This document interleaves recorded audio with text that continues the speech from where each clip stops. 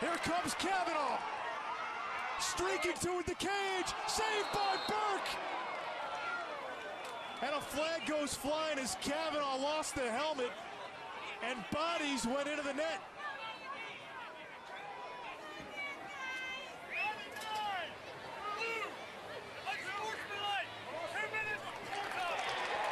And this is the opportunity for Notre Dame to get even with UNC. Down 2.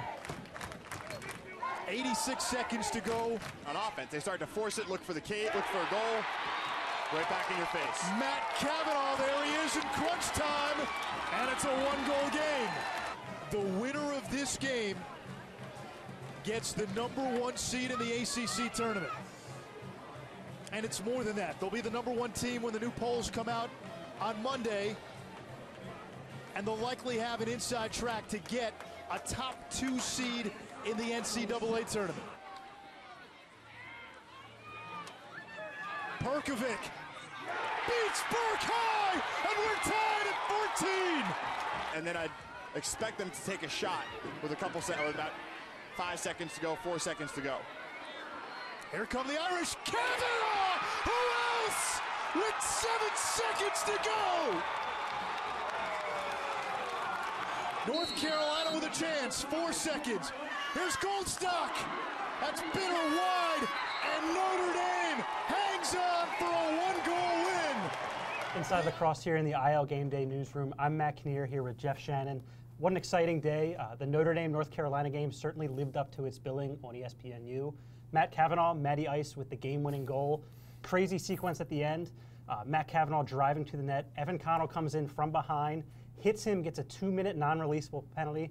Twitter blew up about the call, whether it's justified a 2-minute penalty or not. You know, that'll be for the fans to decide. But Notre Dame made the best out of it, scored 2 goals, including Kavanaugh's game winner. Jeff, you watched a lot of this game. What can you tell us about both these teams?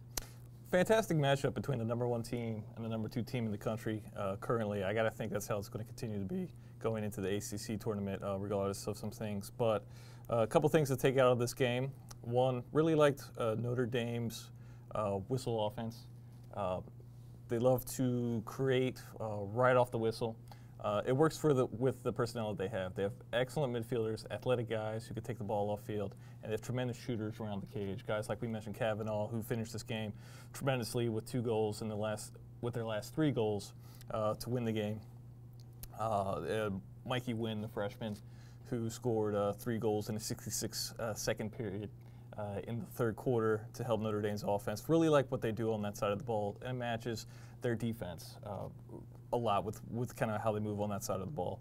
Also, even with the loss and the Connell hit is going to be controversial, and it's going to be something that we're going to be talking about this week, and there's already a lot of debate about it. But I liked how they played 6-on-6 offense in this game. This was a team that you could really see the depth of what they could do. I mean, they have a second midfield line with Peyton Klosinski kind of being the star down there that can score better than a lot of first lines in Division I offenses. Really like what they can do there, and they played tremendous 6-on-6 offense in this game. They were able to move the ball through Notre Dame's defense, able to get goals, able to get offense, and they were up 2 before that big penalty. They really should have won this game if everything plays out right. That hit changes everything. Notre Dame gets that EMO opportunity, and they're able to walk away with this contest. It was a fantastic game, a great time of year. Fantastic game, and that leads right into the ACC tournament, which is going to be held at PPL Park next Friday and Sunday. We're going to have Duke playing Notre Dame in a rematch of the national championship game, and Syracuse versus UNC. You know, quite a duo of matchups right there that's going to be high scoring, exciting, and just great lacrosse. Terry Foy inside Lacrosse here with Drew Snyder, Maryland alum. We were in Columbus. We were not at the Horseshoe any longer, but we were both in attendance at the Terps. 10-9 overtime win over Ohio State. And Drew, what an unbelievable comeback from Maryland. Was it ever in doubt? You know, we pulled the goalie about 4 minutes left, 3 minutes. We pulled him a little early, I believe.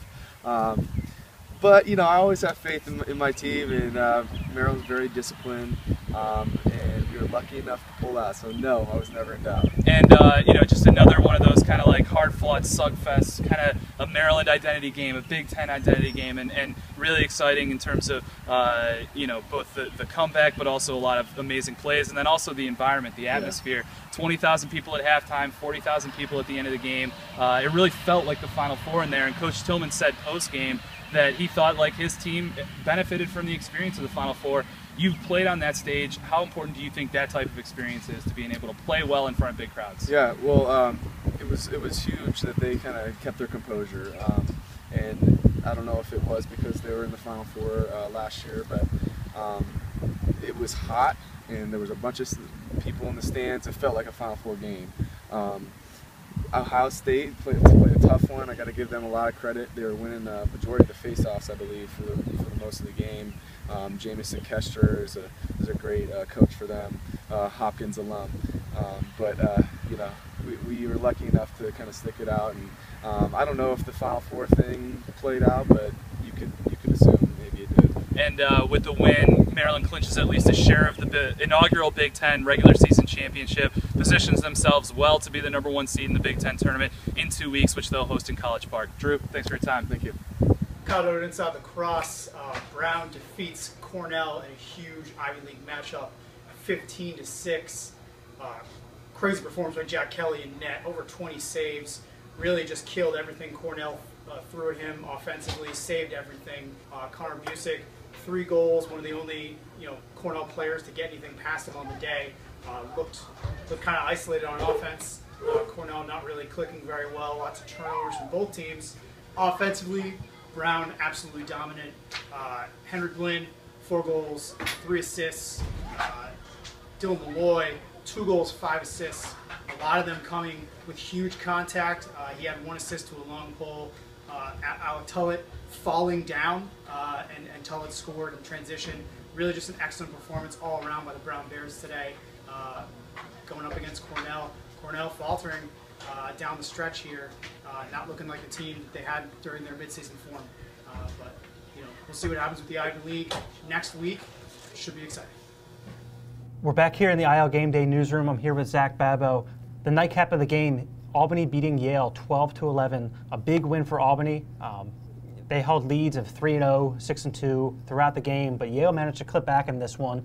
But of course, Lyle Thompson, the Lyle Thompson show continues. He has 3 goals, 4 assists, giving him 364 career points. He leads the team as Seth Oakes had 4 goals, Connor Fields had 3 goals, and Albany did this despite another lackluster face-off performance, something that could be their bugaboo later in NCAA tournament play. They lost 18 of 26 face-offs, but the big story here is really how big of a win this is for Albany when it comes to their postseason implications. Yeah, I mean, this has got to be a big sigh of relief in some ways for Albany. Their biggest kind of knock so far this year has just been that they have no key signature win, really. I mean, Harvard was a good win, but that maybe doesn't look as good right now with where Harvard's sitting. Stony Brook is a good win. They've crawled into the national, or they've moved into the national rankings, but still that may not really be there. Albany was going to get hurt if they didn't win the America East because they just kind of lacked that big win. Yale should kind of help shore up the resume a little bit. And I mean, as you said too, Lyle, he puts up 7 points. I mean, to me, that's what this is. I want to see Albany in the tournament one way or the other. The national audience should not be deprived more Lyle Thompson before he leaves the NCAA. And now, we're talking about their postseason resume. Maybe it means hosting a game instead of just getting into the tournament. This is Caroline Darney in Charlottesville, Virginia, following the senior day victory for the University of Virginia Cavaliers over the Georgetown Hoyas, 12-9. Cavaliers were led by Ryan Lukovic, who finished with 4 goals and 3 assists. Matt Barrett was strong in goal, 11 saves. The big story was a 7-goal run. Virginia was down 5-3. The second quarter rattled off 7 straight, spanning halftime to take a 10-5 lead. Georgetown made a mini run and take 10-7 into the fourth quarter, but Virginia held them off. Big hidden ball play by Zed Williams and Joe French that led to a Zed Williams goal that tied it up 5-5, kind of prompted that long run. And for Georgetown, 3 goals for Bo Stafford, 3 goals for Devin Lewis, 3 assists for Riley O'Connor. Georgetown now 8-5 overall, still 3-1 in the Big East. They've already secured their spot in the Big East tournament, so they'll be moving forward from there. And Virginia will be playing Penn in the ACC consolation game, if you want to call it that, on Saturday coming up here next weekend. Jeff Shannon with Matt Kinnear back here at the IL Gameday studio. Matt, let's talk a little bit about the rest of the NCAA tournament scenario with a lot of the other conferences. What do we got set up right now? Yeah, it's been some interesting play. You know, a lot of action today that kind of is influential on conference tournament seeding. Most notably, Marist has clinched the MAC home seed. They're the #1. They're going to host the MAC tournament. A great team that's been dangerous and took Brown to the brink a few weeks ago. Joe Radin had 7 goals today. Leading a pretty dangerous team. St. Joe's clinched in the NEC. They played Hobart today and beat them in overtime, coming back to win that one.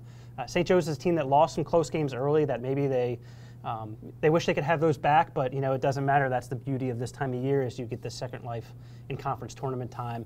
And another interesting one, a game to watch this Saturday, is Mercer versus Richmond. This game's going to determine who's the #1 in the Southern Conference. Both teams undefeated in conference play. This one's going to be high stakes with the right to host the conference tournament. Like every good season, a lot of it's coming down to the wire, so it's going to be fun to watch over the next week or two. Absolutely.